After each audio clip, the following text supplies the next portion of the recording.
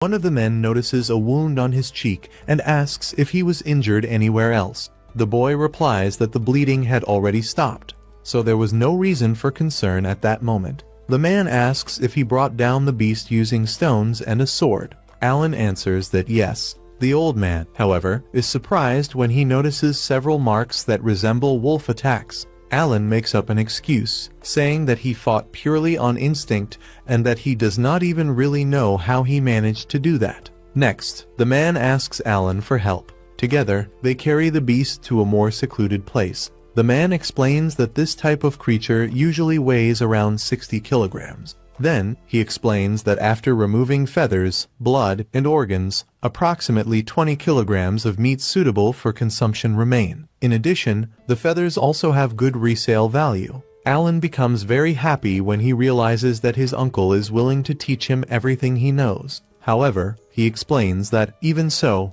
most of the profit must be handed over to the upper class. The 60% tax applies even to wild monsters. Then, he decides to show the boy something, opens the creature's body, and removes a stone, explaining that it is rank D. The man says that magic stones from monsters above rank D are also subject to taxation. He adds that, for the village, these stones have no use. Even so, he asks Alan not to continue hunting in the forest while his father is injured. Still, he gives him a tip.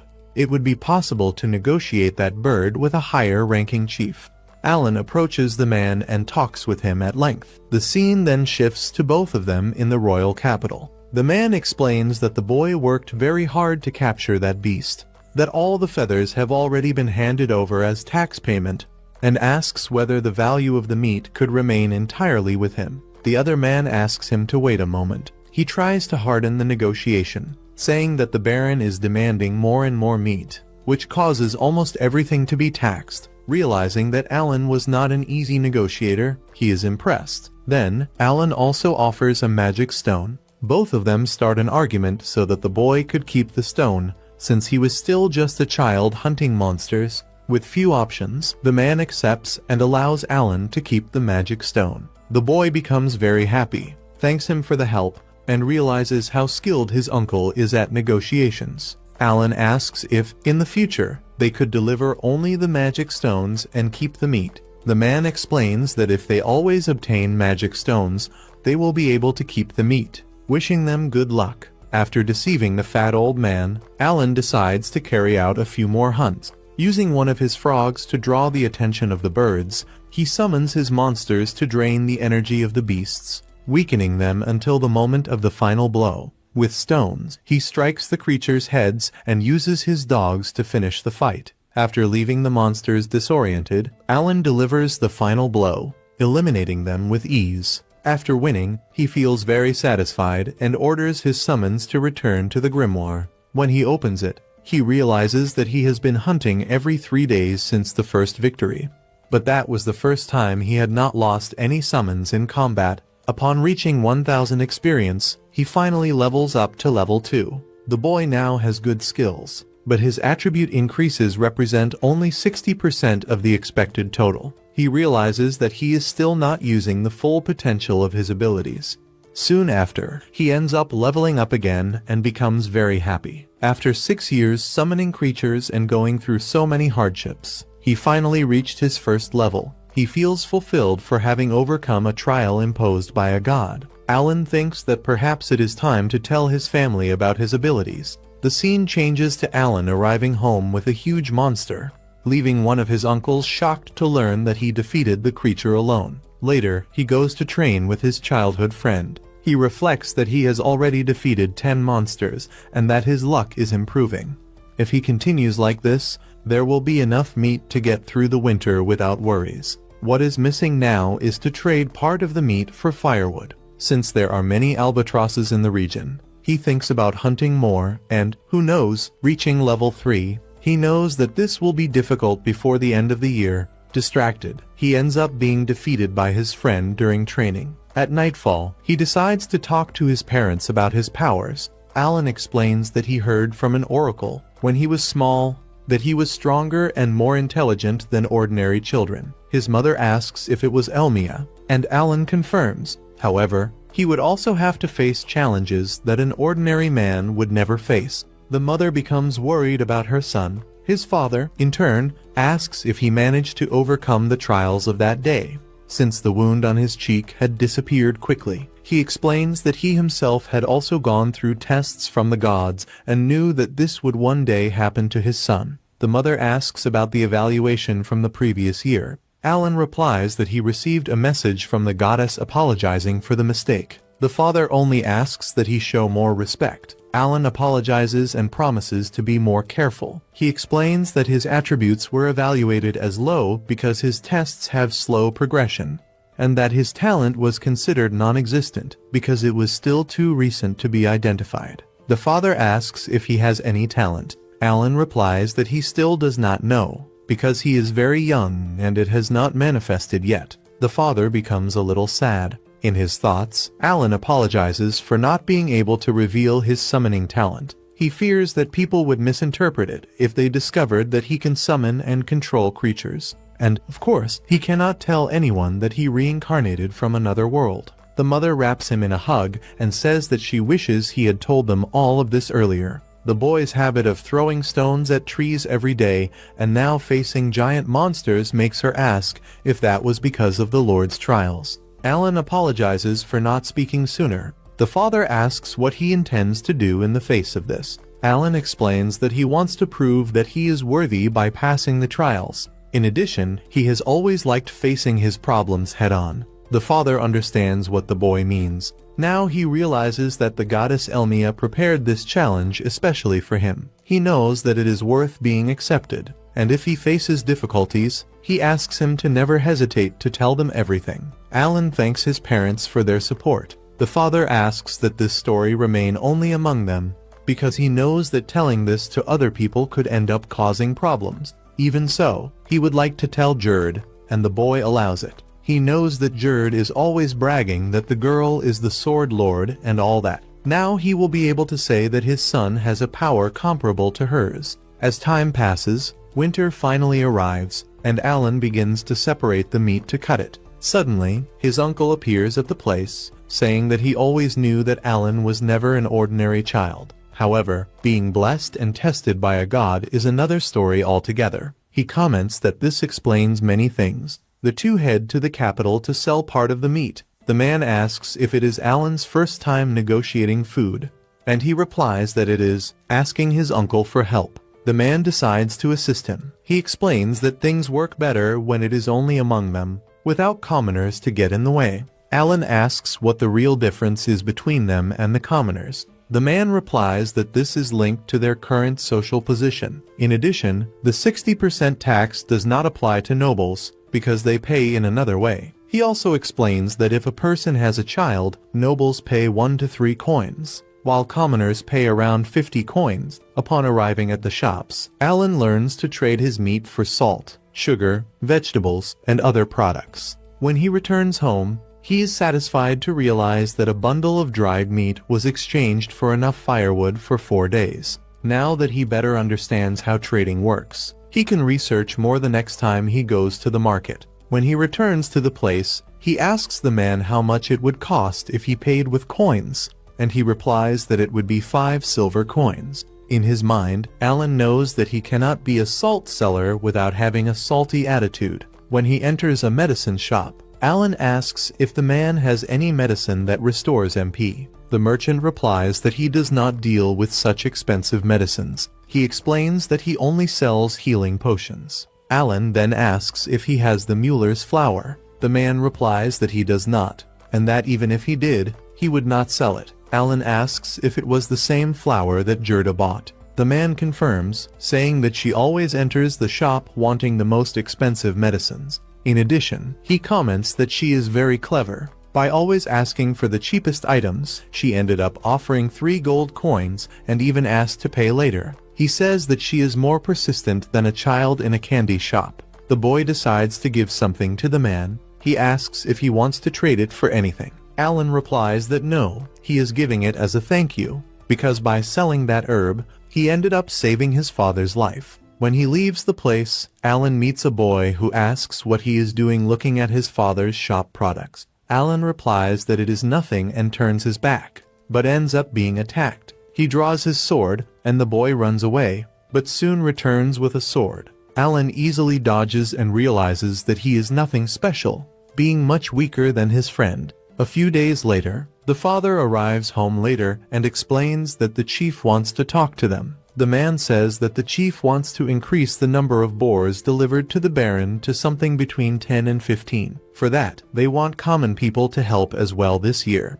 The mother thinks it is unfair since her husband is injured. He explains that the orders came directly from the Baron. If they do not comply, they will hire more servants from other regions. Alan understands that if this happens, they will lose even more land. In addition, servants who do not know how to hunt may end up having their land taken away. This could completely change the nature of the village of Krina. To make matters worse, next year they want them to hunt 20 boars. The only way to achieve this is by increasing the hunting days to once every 2 days. Alan explains that if they increase the number of people working even more, they will continue getting injured, and over the years, this will become impossible. The final result would be recruiting new members, and the father knows that this is true. He asks if Alan thinks it is better to let the commoners help as well, and Alan replies that yes. The boy's uncle says that they are nothing but dead weight. Alan explains that he needs to find a way to make everyone useful. In addition, he has the wisdom that was granted to him. On the next day, everyone stands before a base, and thus the episode ends. Suddenly, they receive the news that the people have finally arrived. A sense of relief immediately spreads among everyone. The tension that had built up over the past few days almost completely disappears when they confirm that Rodden has managed to recover. Many let out sighs of relief, some even smiling for the first time in a long while. Rodden, still looking a bit worn out, apologizes for having worried everyone and assures them that, despite the incident, he is in great shape and ready to return to action. They then ask whether Alan will be going along this time. Rodden explains that, for now, they will follow the strategy devised by Alan, but that he will participate only as an observer. Alan agrees, saying that he does not intend to get in anyone's way. Even while trying to appear calm, the boy is visibly downcast on the inside. He truly wanted to go into battle and prove his worth, but he knows his father is extremely stubborn and will not give in easily. Although he recognizes that this decision is not good for his growth,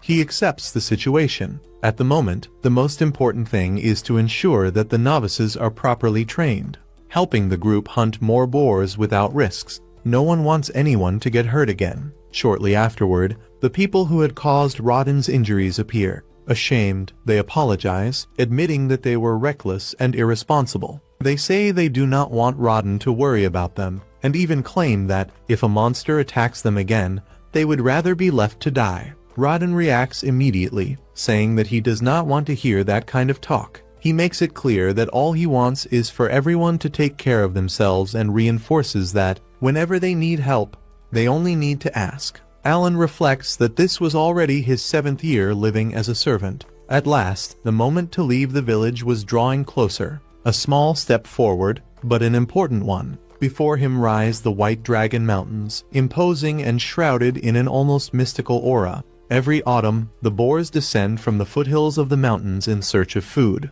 becoming the main targets of the hunts. Legends say that a mythical white dragon lives hidden somewhere at the summit. Just thinking about it already excites the group, as if the very atmosphere were charged with fantasy. Suddenly, Alan is called to keep up with the group and not fall behind. The scene cuts to the battlefield, where everyone is already in position and ready to fight. A giant boar emerges from within the forest and attacks violently. In perfect synchrony, the group uses the giant sword to halt the beast's advance. Shortly after, Rodden's team appears from the rear. With a coordinated attack, they manage to severely wound the monster. Throughout the entire fight, Alan only observes attentively. It is explained that the method works as follows.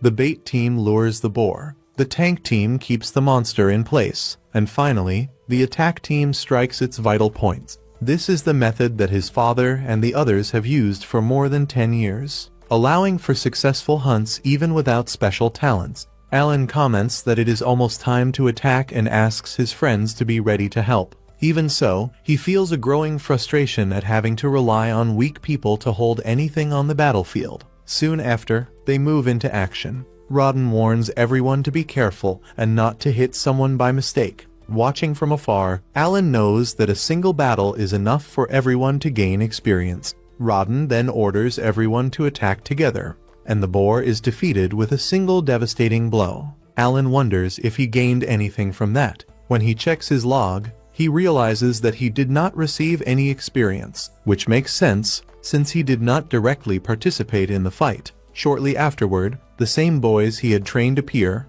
thanking him and saying that his advice made all the difference. Even so, in Alan's mind remains the frustration of having been only an observer, leaving a bitter taste of defeat. The next day, the group asks whether Alan will go hunting again. He answers yes, but adds that he would like them to ask his father for permission to use a spear. Everyone immediately refuses, saying that Rodden would beat them up if they dared make such a request. Without wasting time, Alan calls a friend to help him process the monsters that were already dead, properly cutting the parts and separating them. In exchange, he offers 2 packages as payment, and the man accepts without hesitation. Alan explains that those monsters are not part of the official reserves and that proper cutting is essential to sell the meat. He knows he needs to gather 50 gold coins to free his family from servitude. Taking everything to a city butcher would be far too expensive, so outsourcing the work right there is the best option,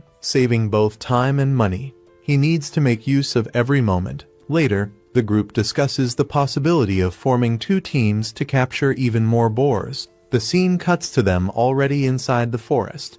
One of them draws the monster's attention and runs to warn the others. Everyone gathers quickly and defeats the boar with a single blow. When he looks at his book again, Alan realizes that this time he gained experience. Before the fight, it is explained that his creatures can be summoned in any location he can visually mark within a radius of 50 meters. If the boar attacks one of these creatures, that already counts him as a participant in the battle. Anything goes when it comes to this. That is the mindset of a true hardcore gamer. The story advances 3 months. Alan explains that this world celebrates the beginning of the new year, and because of that, he was invited, for the first time, to the residence of the village chief, perhaps as a reward for having defeated 15 boars. Everyone celebrates the achievement, and he knows that, by keeping this pace, reaching 20 boars that year will be easy, all thanks to his plan to train the novices. During the celebration, someone notices a bottle behind Alan and believes it to be something special. He explains that it is a liquor he received from the chief. Everyone is impressed by something so expensive. Alan knows, however, that he deceived everyone with that lie.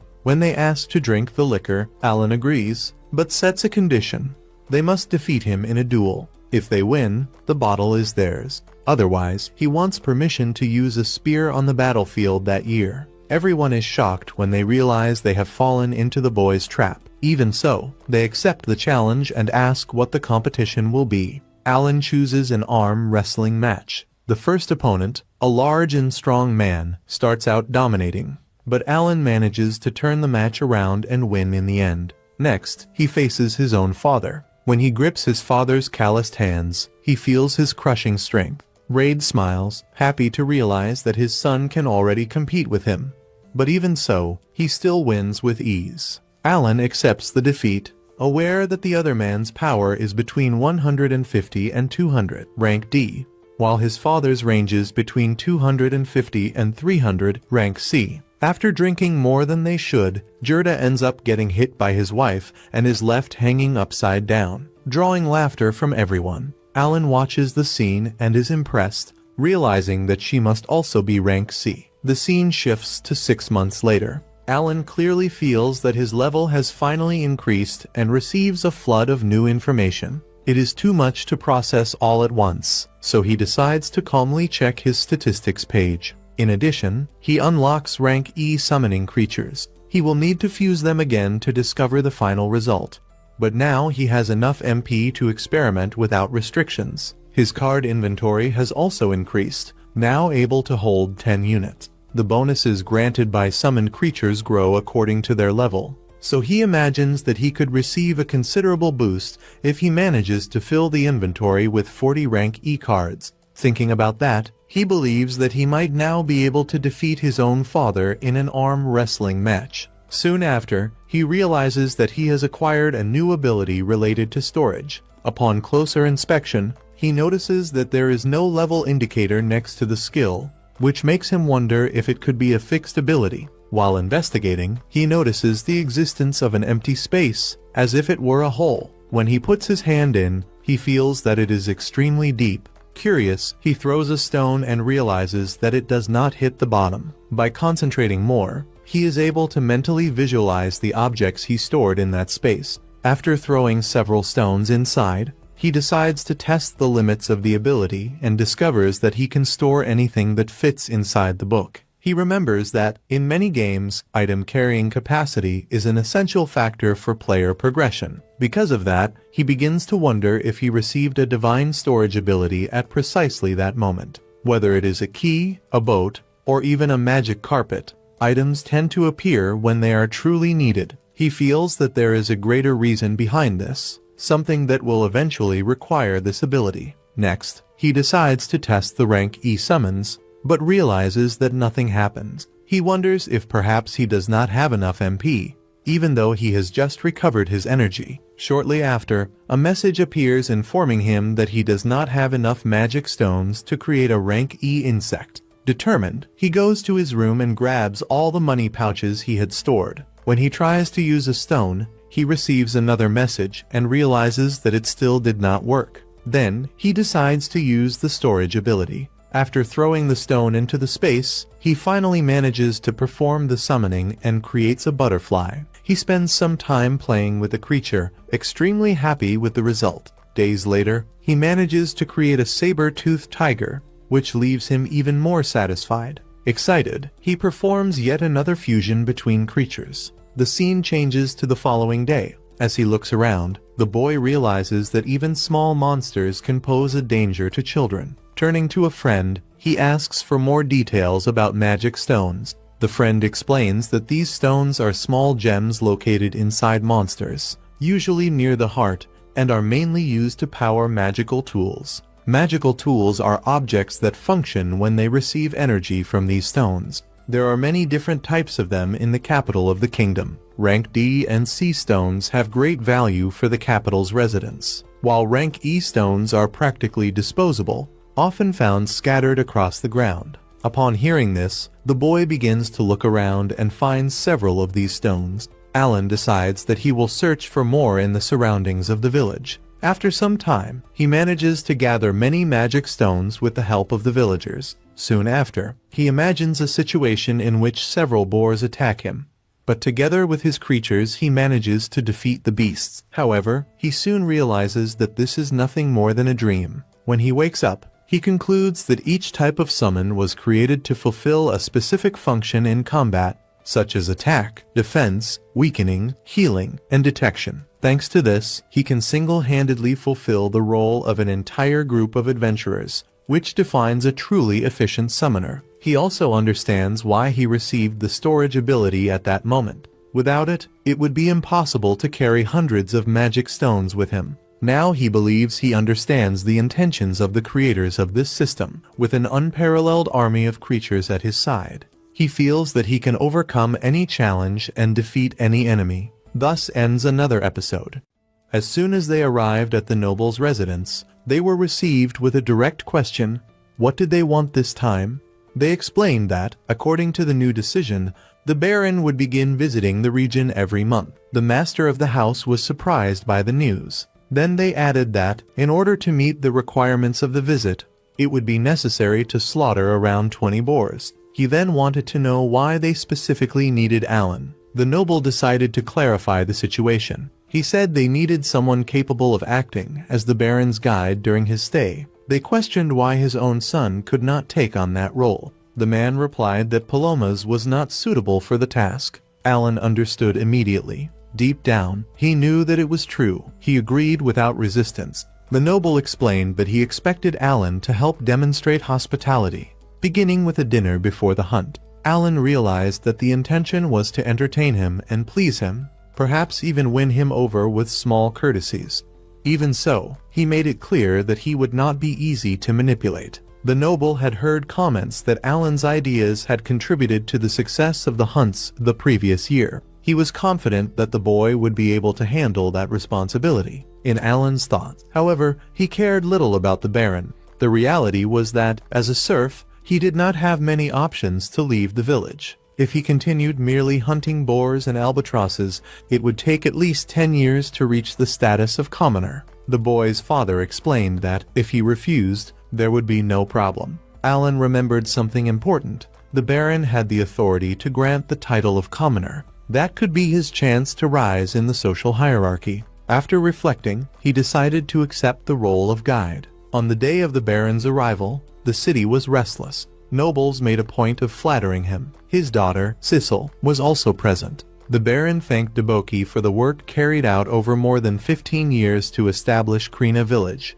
Ever since the land reclamation decree, he said that, throughout the entire Grinvel fief, there was no greater example of success. He apologized for the confusion involving the boar meat. He knew that the extra request was troublesome, but he could not refuse a direct order from the king. The host was shocked to learn that the request came from His Majesty himself. Irritated, he blamed Viscount Carmel for having mentioned the hunts before the king. The butler advised him to calm down and taste the meal. Upon trying the dish, he was surprised by the flavor and asked what kind of meat it was. Not knowing how to respond, the host remained silent until Alan asked for permission to speak. He explained that it was a dish from Albahiron, prepared with meat slaughtered the previous day. They had used breast, thigh, and liver, seasoned with fresh herbs. The Baron asked whether the boy was the host's son. He replied that he was not, that Alan was a separate case. Someone at the table recalled that he was Rodden's son, the hunter. Alan thanked them for recognizing his face and informed them that he would be the guide on that occasion. The Baron was impressed by his manners and asked whether his father had been a knight. The host explained that he came from a family of serfs. Sissel showed irritation and questioned why they had allowed a serf to be present in the house. Her father immediately reprimanded her, asking her not to treat anyone that way. Even so, she continued to stare at Alan with displeasure. The Baron called the boy and asked whether he was prepared to present the details of the following day's hunt. Alan promptly agreed. The man explained that, if they did not reach the mark of 20 boars, his knights would take the front line. Alan realized that he did not fully trust the serfs. Cecil, on the other hand, became excited at the idea of seeing knights slaughtering boars. Alan apologized, but stated that 20 boars were a small number for them. Everyone was surprised to hear that coming from a child. He assured them that they would meet the target and that their performance would speak for itself. Before departing, the Baron asked Zinnov to take care of his son and keep everyone safe. Zinnov accepted without hesitation. At the camp, Alan indicated the hunting location and suggested that they climb the tower to observe the area. Cecil was impressed by the view. He explained that that was the forest where they faced the boars. Soon after, they were informed that the hunters had arrived. Alan commented that the armor being used had been produced from scraps of hide, bones, and tusks from previous hunts, and asked that they convey thanks for the authorization. On behalf of his father, Rodden, he explained that the strategy consisted of attracting the boars into the hunting zone. Speed was essential, which was why they used light equipment. He asked for patience, as it might take some time before the animals appeared. The Baron was impressed and remarked that he would send a tutor the following spring to help Alan study for the academy entrance examination. The boy understood, but he knew that, in the reality of Krina, studying was something distant. Suddenly, a man appeared running, chased by a boar. He and his group raised their shields to protect themselves. Then they used spears to wound the creature, and Rodden appeared to deliver the final blow. Everyone was impressed by the group's coordination. Even without great individual strength, they worked together and considered themselves worthy of being called warriors. Soon after, 2 boars appeared. Some suggested calling the guards, but Alan asked them to wait. He explained that the hunters were trained for that type of situation. In his thoughts, he believed that every creature lured in should be killed. Letting one escape was wasteful. However, in the past 10 years, he and his father had not managed to eliminate all the animals, mainly due to the lack of proper armor. 60% of the meat was collected as tax, and the remainder had to be exchanged for basic items. The spears were the only equipment they could improve. Even so, by mastering efficient strategies, they were gradually able to enhance their resources. After observing the difficulty of the confrontation, someone commented that 17 boars were still missing. Alan corrected them. Only 10 remained. 7 had already been slaughtered at the end of the previous year. He believed they would reach the target before the following month. The Baron was impressed and concluded that his knights would not be necessary. Alan gave thanks, imagining that his father would be pleased. Then he made 2 requests. The first was authorization to construct 2 shield walls. The Baron asked whether that was for the next hunt or already in preparation for the following year. He then asked if Alan needed anything else. As his second request, the boy asked for permission to acquire goods that were not available in the village, especially alcoholic beverages. He explained that he wished to trade them and allow their distribution among the servants. The man questioned the reason. Alan clarified that, with the increase in the number of boars being slaughtered, there was a real concern that the abundance of meat might reduce the value of the village's products. Exchanging part of the meat for imported drinks would help prevent a possible collapse in the local market. Furthermore, he emphasized that the hunters risked their own lives to be effective. The man understood. The drink would help keep morale high. He stated that he would consider the request favorably. Alan expressed his gratitude. Before concluding, the Baron remarked that they had been fortunate and advised them not to let it go to their heads. The scene shifts to everyone gathered before the man. He praises the group's hunting skills and states that great achievements deserve rewards.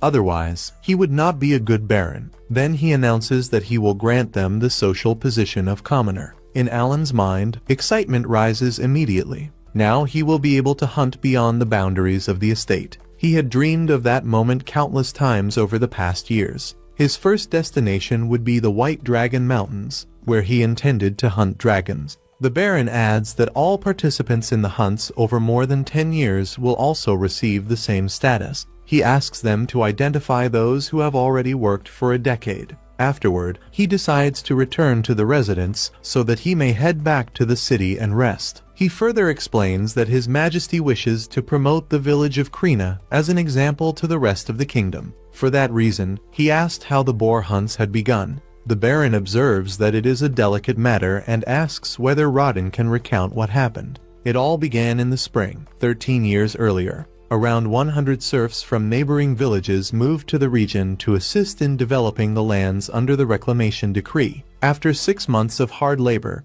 they had cleared a large portion of the forest. Autumn was approaching when disaster struck. A massive boar suddenly appeared and attacked, devouring most of the wheat and potatoes reserved for winter. Many of those serfs had gone to the frontier after suffering hunger in their former villages.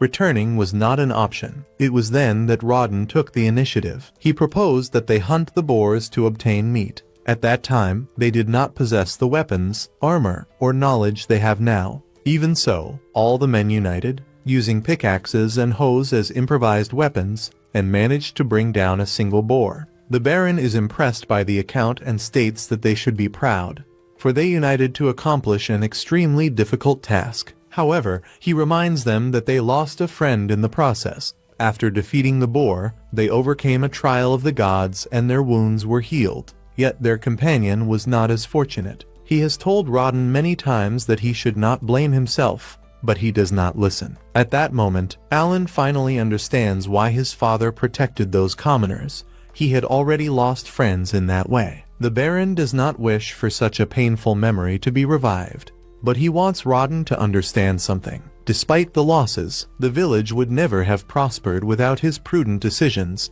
He wishes to honor everyone's bravery with new rewards. Rodden then asks whether his son could work in the Baron's household. The man consults the butler about the existence of a vacancy. He replies that there is one. The request is then accepted. Alan, however, does not wish to work there, because he needs to take care of his summons and feels that he must find a way out of that situation. Even so, seeing his father so happy, he keeps his thoughts to himself. Upon arriving home, he bids farewell to everyone. He decides to have one last sparring match with his friend, and this time, he wins. He tells her that they will continue seeing each other often. His father asks him to work with dedication. for that is the first great opportunity of his life, and says that he places many expectations upon him. After the farewell, the story brings another episode to a close. After moving to the state of Grainel, Alan gradually begins to adapt to his new routine, especially to Cecil's constant requests. One day, she asks for help picking fruit.